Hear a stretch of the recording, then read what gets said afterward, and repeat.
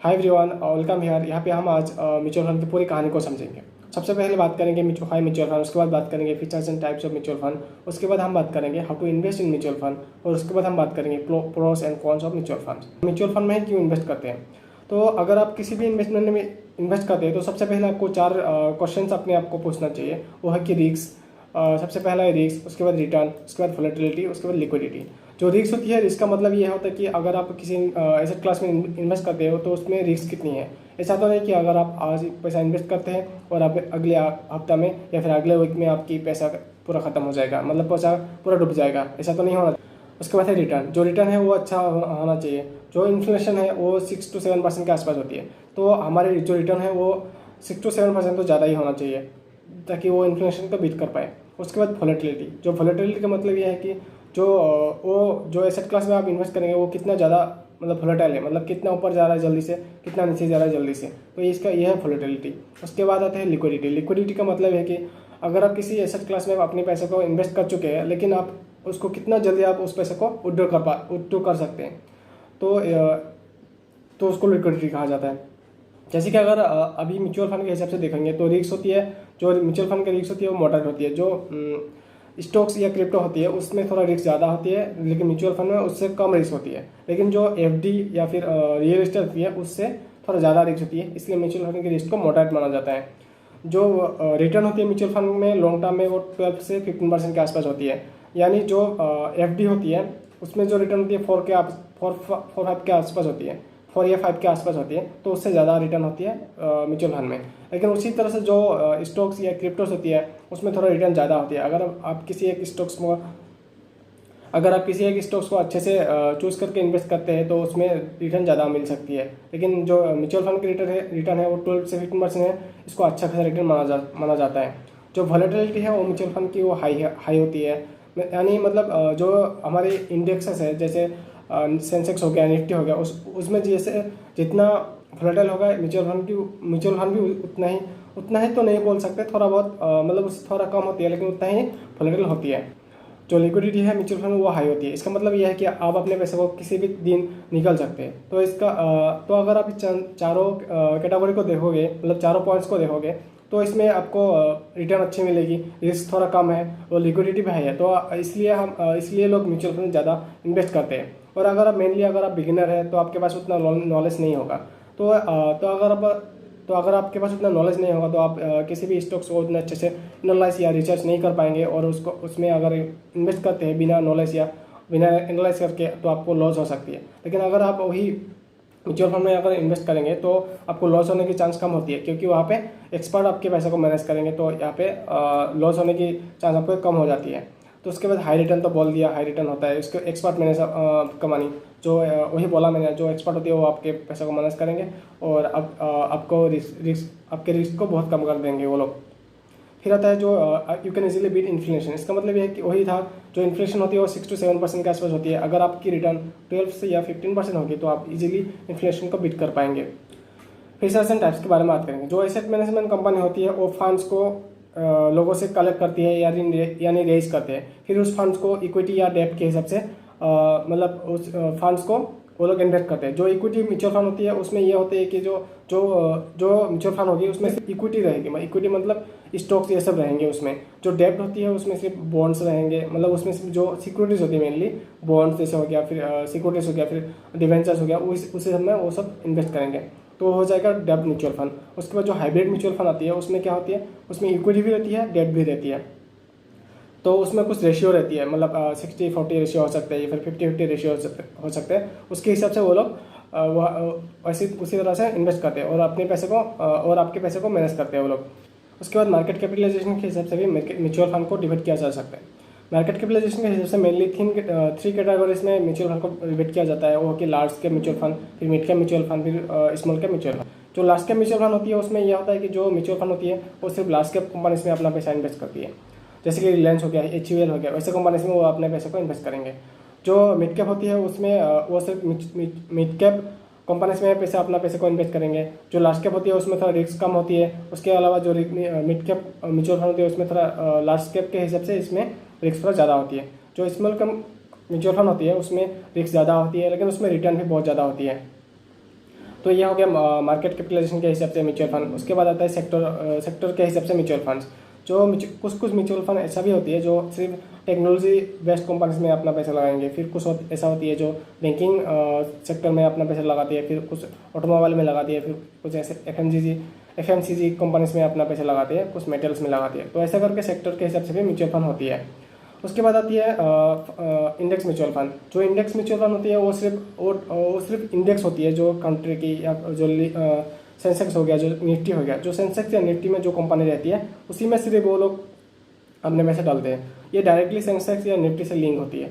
अगर सेंसेक्स ऊपर गया तो ये म्यूचुअल फंड भी ऊपर जाएगा, अगर सेंसेक्स नीचे गया तो ये म्यूचुअल फंड भी नीचे जाएगा। ये हो गया types and features of mutual fund. अभी हम बात करेंगे how to invest in mutual fund होती है, उसमें आप दो तरह से इन्वेस्ट कर सकते हो। एक हो गया एसआईपी और दूसरा है लमसम।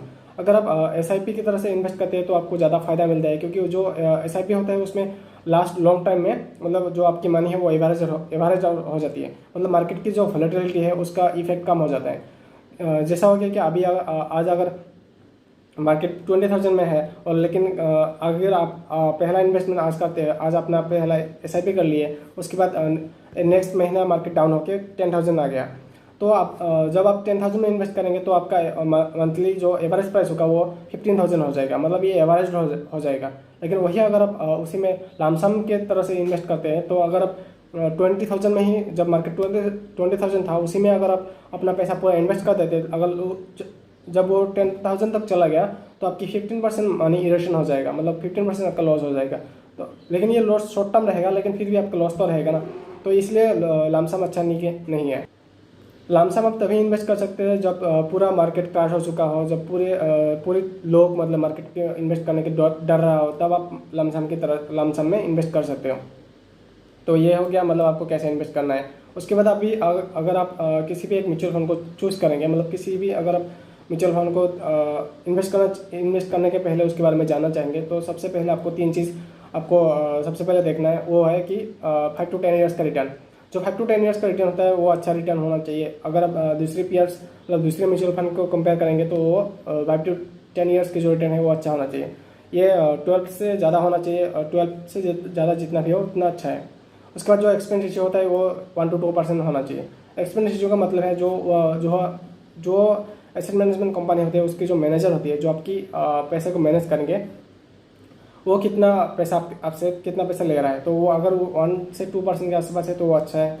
एंट्री लोड और एग्जिट लोड नहीं होना चाहिए। अगर आप किसी भी म्यूचुअल फंड में इन्वेस्ट करते हैं तो आप उसका एंट्री लोड और एग्जिट लोड देखिए, अगर उसमें नहीं होगा तो वो अच्छा है, अगर उसमें मिनिमल होगा थोड़ा भी ठीक है। एंट्री लोड और एग्जिट लोड का मतलब ये है, एंट्री लोड का और एग्जिट लोड का मतलब ये है कि जो एंट्री लोड होती है वो एक फीस होता है, मतलब अगर आप किसी भी इन्वेस्टमेंट में इन्वेस्ट करते हैं उसके पहले आपको कुछ फीस देना पड़ेगा उस म्यूचुअल फंड को खरीदने के लिए, इनिशियल फी होता है ये। उसके बाद जो एग्जिट लोड होती है, मतलब किसी म्यूचुअल फंड का लॉक इन पीरियड होता है। लॉक इन पीरियड उसका मतलब यह है कि अगर आपकी लॉक इन पीरियड 2 ईयर्स होगी, तो अगर आप 2 ईयर्स के पहले उस म्यूचुअल फंड को सेल करेंगे तो उसमें आपकी कुछ एग्जिट लोड यानी एग्जिट फी चार्ज करेंगे वो म्यूचुअल फंड। तो ये होता है एंट्री और एग्जिट लोड। उसके बाद आप गोल बेस्ड और मंथली टारगेट एसआईपी भी कर सकते हैं। गोल बेस्ड का मतलब ये है कि अगर आपको 10 साल में कितना पैसा चाहिए, मतलब अगर आपको 10 साल में 20 लाख चाहिए अपने म्यूचुअल फंड में, तो आपकी मतलब मंथली कितना आपको पैसा इन्वेस्ट करना पड़ेगा। उसके बाद मंथली टारगेट का ये होता है कि मतलब आप मंथली कितना करके अपनी एसआईपी स्टार्ट कर सकते हैं, जैसे कि 5,000 10,000 करके स्टार्ट कर सकते हैं। तो इन दोनों को मैं स्क्रीन शेयर करके आपको अच्छी तरह से बता दूंगा।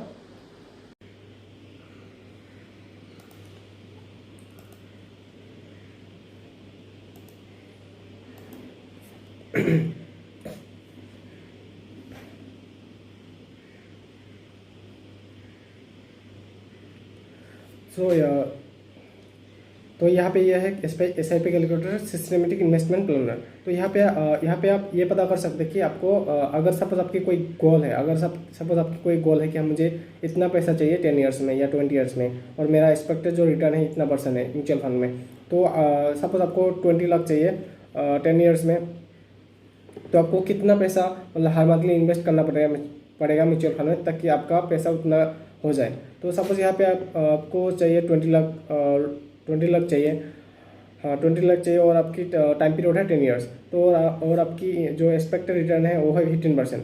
तो यहाँ पे आप देख सकते हो कि यहाँ पे ये आया है कि 7,177 रुपीज़ आपको हर मंथ में इन्वेस्ट करना पड़ेगा म्यूचुअल फंड में। अगर आप उस म्यूचुअल फंड की एक्सपेक्टेड जो रिटर्न है वो 15% है, तो आपकी 10 साल में आपके वैल्यू 20 लाख रुपीज़ हो जाएंगे। ये हो गया सिस्टमेटिक इन्वेस्टमेंट प्लानर, जिससे आप SIP की वैल्यू पता कर सकते हैं। और अभी जो ये है रिटर्न वैल्यू कैलकुलेटर। यहाँ पे आप ये पता कर सकते हो कि अगर आप सपोज कुछ 5,000 या 10,000 करके हर महीना इन्वेस्ट करते हैं तो कुछ पीरियड के बाद वो वैल्यू कितना हो जाएगा। सपोज आप 10,000 करके इन्वेस्ट करते हैं, वो 20 ईयर्स के लिए कर रहे हैं और आपके जो एक्सपेक्टेड रिटर्न है वो 15% है। तो यहाँ पे आपका वैल्यू निकल जाएगा कि 20 ईयर्स बाद आपका वैल्यू कितना हो जाएगा। यहाँ पे आप देख सकते हो 20 ईयर्स के बाद आपका वैल्यू हो जाएगा 1,51,59,000। तो इतना आपका वैल्यू हो जाएगा। ये हो जाएगा मैच्योरिटी अमाउंट ये इतना हो जाएगा आपका मैच्योरिटी अमाउंट। और जो टोटल इन्वेस्टमेंट होगा, जो आपका रियल इन्वेस्टमेंट होगा, वो होगा सिर्फ कितना होगा 24 लाख। ये होगा सिर्फ आपका जो आपने रियल में पैसा इन्वेस्ट किया है वो सिर्फ इतना हो जाएगा 24 लाख। और जो आपका रिटर्न मिलेगा ये इतना मिलेगा, मतलब जो रिटर्न होगा वो 1 लाख जो आपके रिटर्न होगा वो 1,51,15,000 से अगर आप 24 को माइनस करोगे तो वो आपका रिटर्न होगा। अभी हम लास्ट में म्यूचुअल फंड के इस कहानी को समराइज करते हैं, मतलब प्रोस और कॉन्स को। अगर आप म्यूचुअल फंड को देखेंगे तो इसमें जो प्रोस में आती है वो है कि हाई रिटर्न्स। इसमें जो रिटर्न्स होती है वो हाई रिटर्न होती है, और इसमें जो रिस्क होती है वो लो रिस्क होती है। ये है मेन रीज़न होती है म्यूचुअल फंड की, या फिर मेन प्रोस बोल सकते हैं आप इसको। उसके बाद जो इसमें प्रोस में और आती है लिक्विडिटी, मतलब आप अपने पैसे को किसी भी तरह से मतलब कभी भी आप अपने पैसे को विड्रॉ कर सकते हैं। उसके बाद जो आती है वो कॉइन्स में आती है। उसका मेन कॉइन जो म्यूचुअल फंड की होती है वो है वोलेटिलिटी। मतलब म्यूचुअल फंड में वोलेटिलिटी ज़्यादा है। मतलब ये लोग बहुत लोग बोलते हैं कि म्यूचुअल फंड में अगर इन्वेस्ट किए तो मतलब आपका पैसा बनता ही है, लेकिन ऐसा ज़रूरी नहीं है। ये म्यूचुअल फंड 1 साल 2 साल में भी कभी कभी डाउन रह सकता है, तो इसी को वोलेटिलिटी कहता है। और शॉर्ट टर्म में तो ये ज़्यादा होती है। तो आपको अगर आप म्यूचुअल फंड में इन्वेस्ट करते हैं तो आप लॉन्ग टर्म के लिए इन्वेस्ट करिए, तो आपको ज़्यादा अच्छा होगा और आपको ज़्यादा अच्छी रिटर्न मिलेगी। अगर आपको वीडियो को अच्छा लगा तो वीडियो को लाइक करिए, शेयर करिए, और अगर चैनल में नया है तो चैनल में सब्सक्राइब करिए। और आज के लिए इतना ही। आज का स्टोरी यहीं पे ख़त्म होता है। तो फिर मिलते हैं अगले वीडियो में। तब तक के लिए गुड बाय।